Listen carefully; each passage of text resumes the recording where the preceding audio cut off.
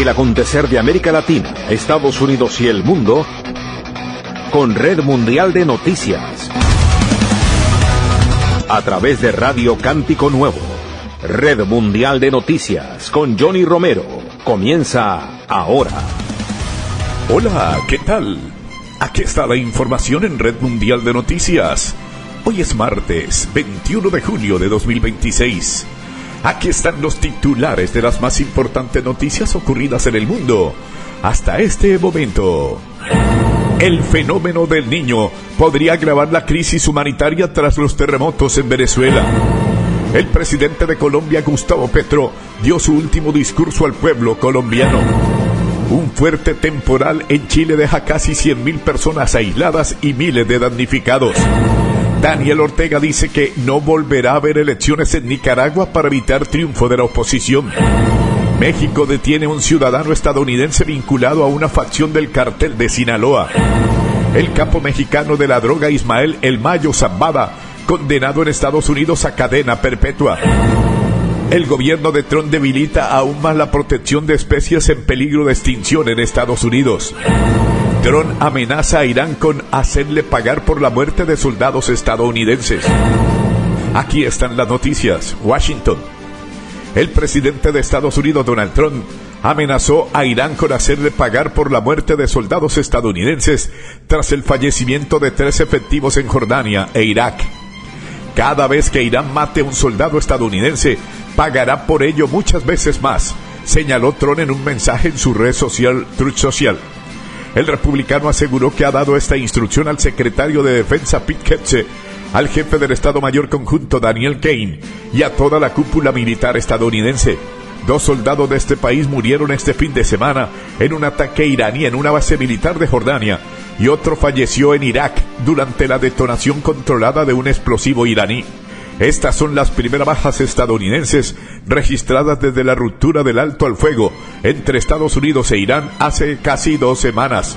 Con esto, al menos 17 militares estadounidenses han muerto desde que Estados Unidos e Israel lanzaron el 28 de febrero una ofensiva contra Irán que derivó en la guerra actual. Este fin de semana, Washington y Teherán continuaron el cruce de ataques que complica aún más los esfuerzos por avanzar un diálogo de paz estancado en el medio de la escalada. Washington. El presidente Donald Trump compartió una encuesta realizada el mes pasado que mostró que la mayoría de los estadounidenses apoya el fin de la guerra con Irán. A su vez, la Casa Blanca utilizó ese sondeo para pedir a los votantes que confíen en Trump. La encuesta, elaborada por Big Data Poll, fue realizada el 28 de junio, antes de que se reanudaran las hostilidades entre Estados Unidos e Irán. Trump publicó los resultados el lunes por la mañana en Truth Social. Según el sondeo, el 60,4% de los votantes respaldaba el memorando de entendimiento entre Estados Unidos e Irán, un acuerdo que buscaba detener las operaciones militares en la región y avanzar hacia un acuerdo de paz permanente, pero que no prosperó. Desde entonces, los bombardeos y los ataques de represalia se reanudaron. En los últimos días murieron 3 militares estadounidenses y el estrecho de Hormuz, una vía marítima clave para el comercio mundial, permanece en gran medida cerrado. Ayer lunes, la Casa Blanca también destacó los resultados de la encuesta en redes sociales y los presentó como una muestra de confianza en Trump, además de asegurar que la mayoría de los votantes respaldan el acuerdo de paz con Irán. Washington.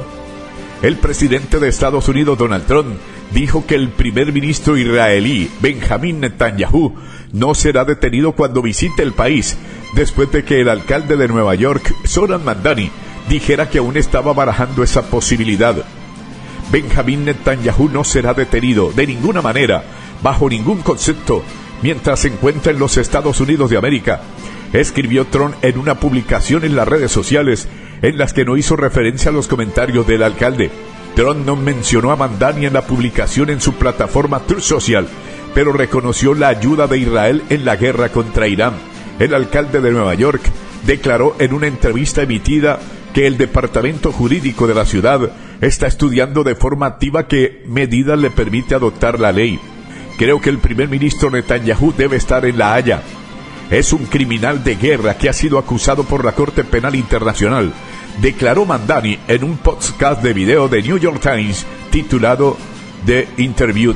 Netanyahu suele viajar a Nueva York cada mes de septiembre para asistir a la reunión anual de líderes mundiales en la Asamblea General de las Naciones Unidas. La Corte Penal Internacional ha dictado una orden de detención contra Netanyahu por sus presuntos crímenes de guerra cometidos durante la Guerra de Gaza. Israel rechaza la jurisdicción del tribunal y niega haber cometido crímenes de guerra. Washington. La administración de Donald Trump finalizó 2 nuevos cambios que reducen aún más el alcance de la ley de especies en peligro de extinción, esa que protege por completo el oso grizzly de Alaska o el águila calva, ave rapaz símbolo del país. El primero de estos cambios deroga la norma que aplica por defecto las disposiciones de la ESA a las especies incluidas en la lista de amenazadas. El segundo permite al gobierno tener en cuenta los imperativos económicos y la seguridad nacional cuando decide si una zona puede ser designada como hábitat crítico para estas especies amenazadas. Durante demasiado tiempo, la ley de especies en peligro de extinción fue instrumentalizada para bloquear casi todos los proyectos en Estados Unidos, lo que hace subir los costos para las familias, debilita nuestra competitividad y deteriora nuestra seguridad nacional, sostuvo el secretario del Interior Doug Burgum, responsable de la gestión de las tierras federales. Esta decisión se produce una semana después de otra medida adoptada para restringir la definición jurídica del término daño incluido en esta ley. Los defensores del medio ambiente temen que ello facilite la destrucción de hábitats naturales hasta ahora protegidos. Han anunciado que presentarán una nueva demanda ante los tribunales. Noah Greenwald, del Center for Biological Diversity, dijo que este es un nuevo ejemplo de la complacencia de la administración hacia la industria en deterioro del medio ambiente. En 2023, el Departamento del Interior, bajo la administración de Biden, atribuyó a esta ley el haber salvado a cientos de especies de la desaparición durante los últimos 50 años. Nueva York. Un hombre fue detenido por el FBI en Nueva York luego de que detonara un artefacto explosivo casero que ocasionó heridas leves a 2 personas frente al edificio que alberga varias agencias federales en Manhattan, entre ellas el Servicio de Inmigración y Control de Aduanas ICE y el FBI. El individuo, según las autoridades, fue detenido poco después de arrojar el artefacto contra el edificio, compuesto de fuegos artificiales y un líquido inflamable, de acuerdo con el Canal 7 de la cadena ABC, y de inmediato las autoridades acordonaron el lugar. Un individuo detonó un artefacto incendiario frente al número 26 del Federal Plaza en Nueva York. El individuo se encuentra bajo custodia y se han reportado 2 heridos leves. El Grupo de Trabajo Conjunto contra el Terrorismo del FBI está investigando el incidente, informó el FBI en su página de X. De acuerdo con ABC, los heridos son un empleado federal y un civil. Nueva York. El capo mexicano de la droga, Ismael El Mayo Zambada, fue condenado a cadena perpetua en Estados Unidos tras un acuerdo con la Fiscalía alcanzado el año pasado, en el que admitió haber traficado con millones de kilos de cocaína durante décadas como líder del violento cartel de Sinaloa. El juez federal del distrito, Brian Cogan, dictó la sentencia en una audiencia celebrada en el Tribunal Federal de Brooklyn. Zambada es uno de los narcotraficantes mexicanos más destacados en ser condenado por un tribunal estadounidense desde que su compañero en el cartel de Sinaloa, Joaquín El Chapo Guzmán, fue condenado a cadena perpetua en 2019. Zambada, de 76 años, aceptó declararse culpable en agosto de 2025 de cargos que incluían conspiración para cometer extorsión y participación en una organización criminal continuada, después de que el Departamento de Justicia anunció que no solicitaría la pena de muerte. Los cargos conllevan una pena obligatoria de cadena perpetua. Zambada fue detenido en julio de 2024 junto a Joaquín Guzmán López, uno de los hijos de Guzmán, después de que su avión aterrizó en una pequeña pista de Nuevo México. Desde entonces, Guzmán López se ha declarado culpable de los cargos de tráfico de droga. Washington. Estados Unidos designó al cartel de Juárez y al grupo Los Viagras, ambos de México, como organizaciones terroristas extranjeras, anunció el Departamento de Estado. Esta designación se añade a 6 que Washington promulgó el año pasado contra los carteles y organizaciones del crimen organizado en México. La designación como organización terrorista permite más margen de maniobra de las fuerzas de seguridad estadounidenses en el contexto de una gran ofensiva contra el crimen organizado en América Latina y el Caribe. El cartel de Juárez y los Viagras son violentos carteles narcoterroristas que han perpetrado numerosos ataques contra estadounidenses, fuerzas de seguridad mexicana y civiles, incluida la masacre en 2019 en Sonora de 9 ciudadanos estadounidenses, 3 adultos y 6 niños, asesinados por sicarios de la línea, la facción dominante del cartel de Juárez, explicó el comunicado del Departamento de Estado. El ataque del 4 de noviembre de 2019 causó conmoción en ambos lados de la frontera. Una familia de la comunidad mormona que viajaba en una camioneta fue atacada a balazos por un comando armado. El presidente Donald Trump decidió aumentar sustancialmente el combate a los carteles transnacionales y al crimen organizado tras volver al poder, y en febrero de 2025 anunció la decisión de considerar terroristas a esos carteles, a pesar de las críticas desde sectores jurídicos.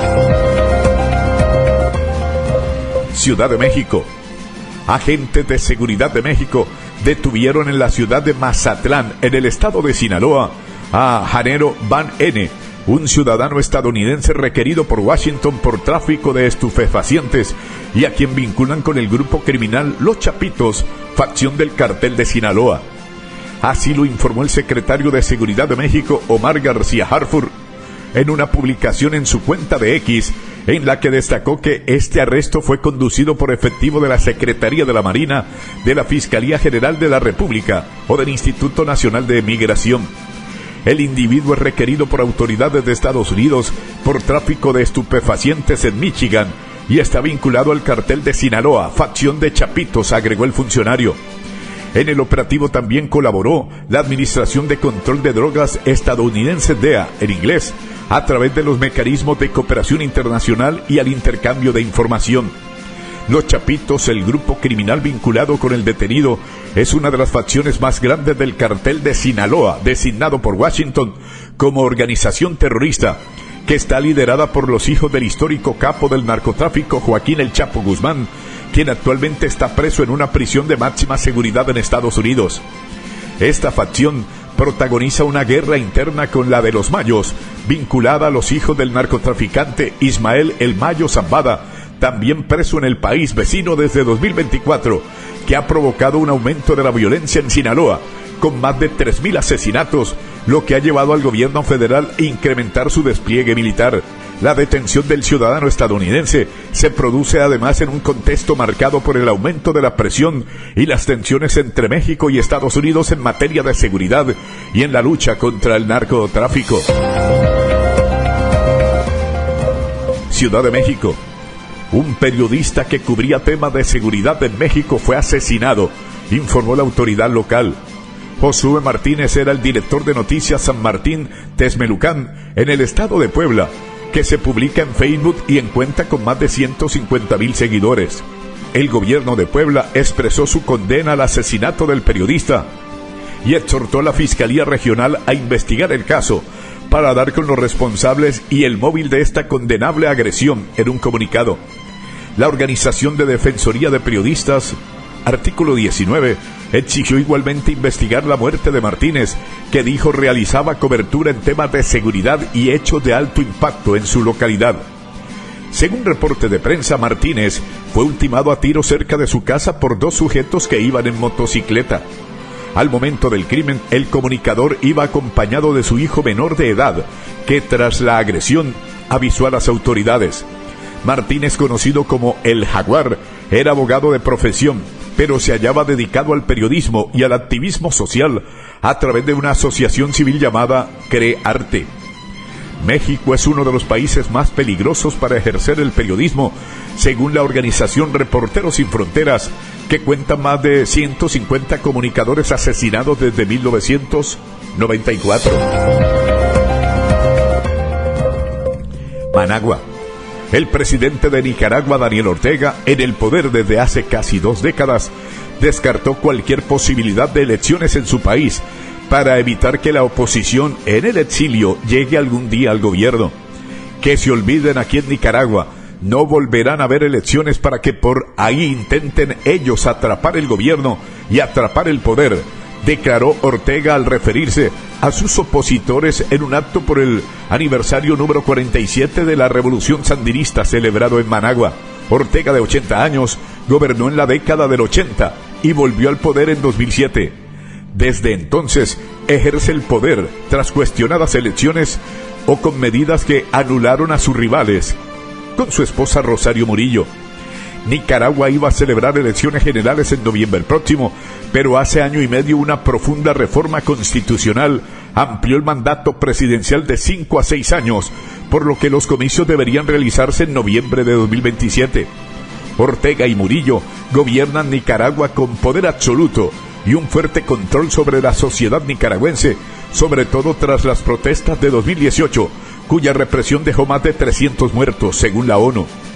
Los opositores fueron encarcelados o forzados al exilio, despojados de su nacionalidad y bienes, así como periodistas, intelectuales y religiosos críticos del gobierno. Miles de nicaragüenses viven refugiados en Costa Rica, España y Estados Unidos.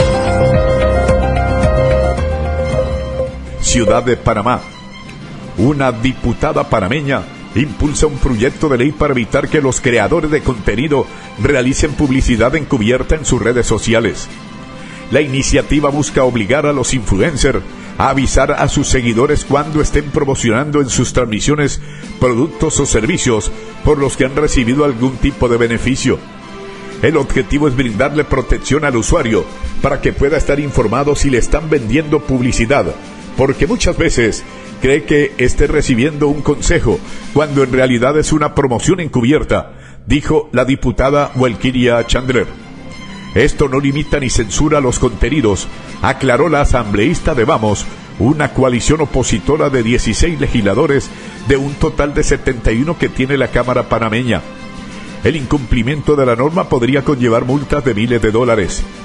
En Panamá, unos 3,6 millones de personas, el 75% de la población, usan Internet.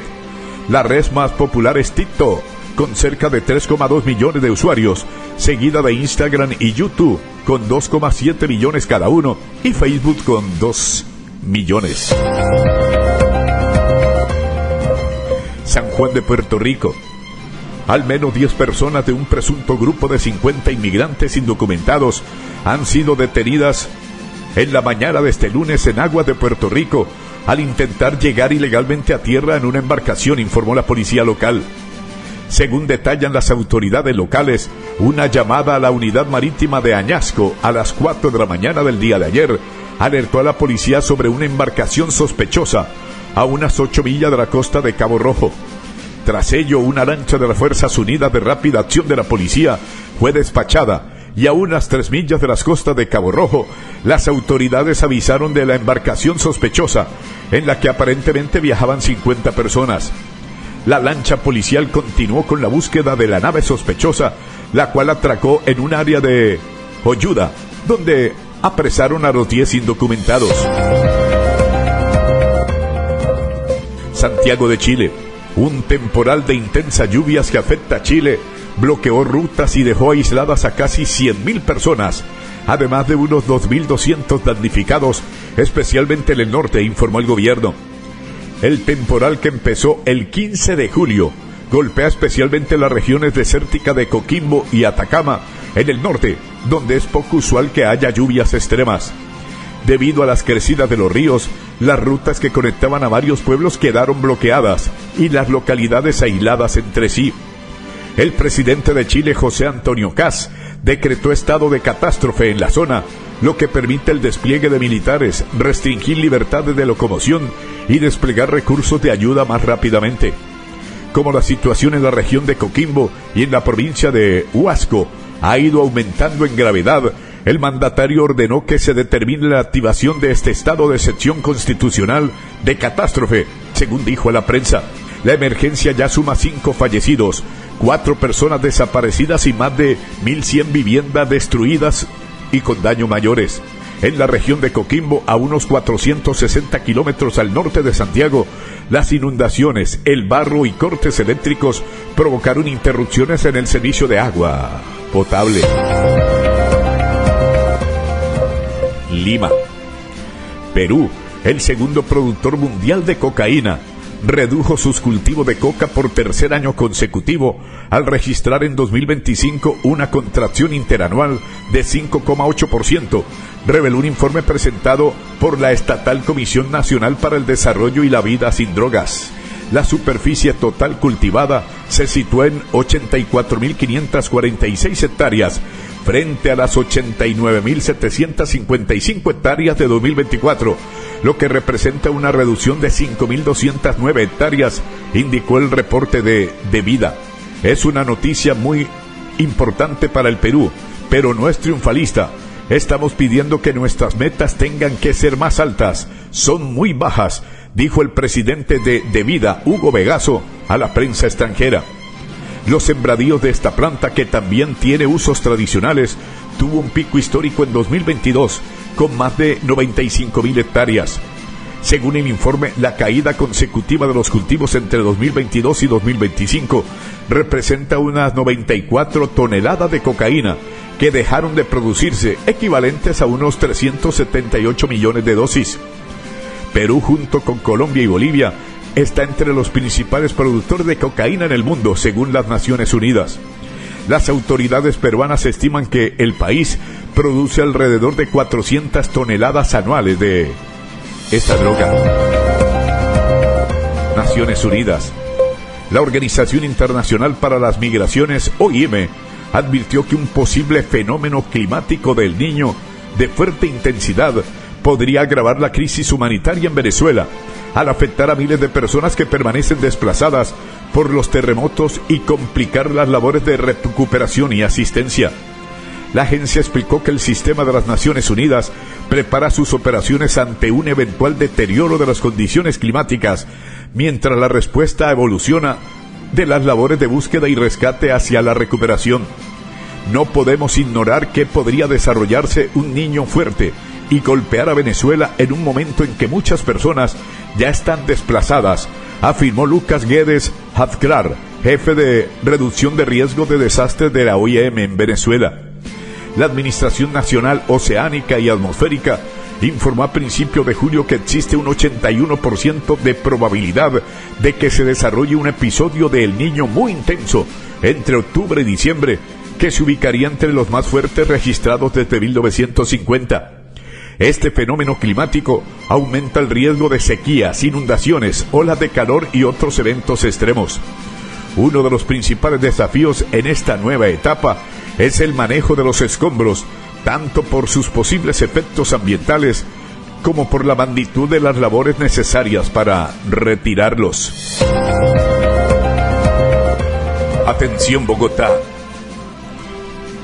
El presidente de Colombia, Gustavo Petro, afirmó en su último discurso al pueblo como mandatario que su despedida será transitoria cuando deje el poder el próximo 7 de agosto a su sucesor, Abelardo de las Priella, elegido el pasado 21 de junio.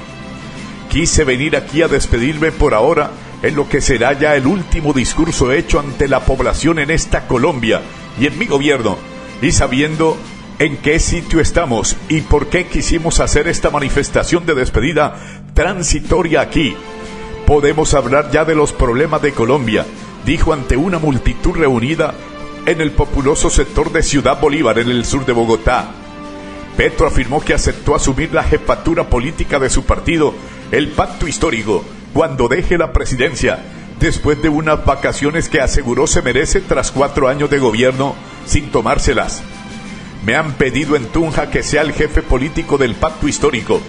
Cuando salga de la presidencia de la República, acepto la propuesta de mi partido, escribió en su cuenta de X, un día después de que el senador y el excandidato presidencial Iván Cepeda, derrotado por De las Priella en las urnas, planteara esa posibilidad durante un acto en esa ciudad, capital del departamento de Boyacá. En el discurso pronunciado con motivo del Día de la Independencia de Colombia, Gustavo Petro dijo estar orgulloso de haber gobernado estos 4 años y de los resultados de su gabinete de ministros. Pudo ser mejor, claro, pero es un gobierno que creo que pasará a las páginas de la historia como uno de los mejores gobiernos de la historia de Colombia. Agregó sobre su periodo presidencial que comenzó el 7 de agosto de 2022. El mandatario presentó algunos datos de su gestión, principalmente en la reducción de la pobreza y de la violencia, así como de avances sociales, y acusó a la prensa de ocultar esos indicadores. Lo que demuestran todos los datos es que los niveles de construcción y equidad social, que la tasa de desempleo más baja del siglo, que la tasa de ocupación laboral más alta del siglo, que la tasa de pobreza más baja del siglo, que la tasa de pobreza extrema más baja del siglo, se ha presentado en el gobierno progresista de Gustavo Petro, manifestó. Según el mandatario, que se presentó ante el público con una camiseta negra que dice en letras amarillas: somos la tierra del jaguar. Esos avances fueron posibles porque construimos la política con el corazón, con la sinceridad de nuestras ideas, principios y sentimientos, cerebro y corazón.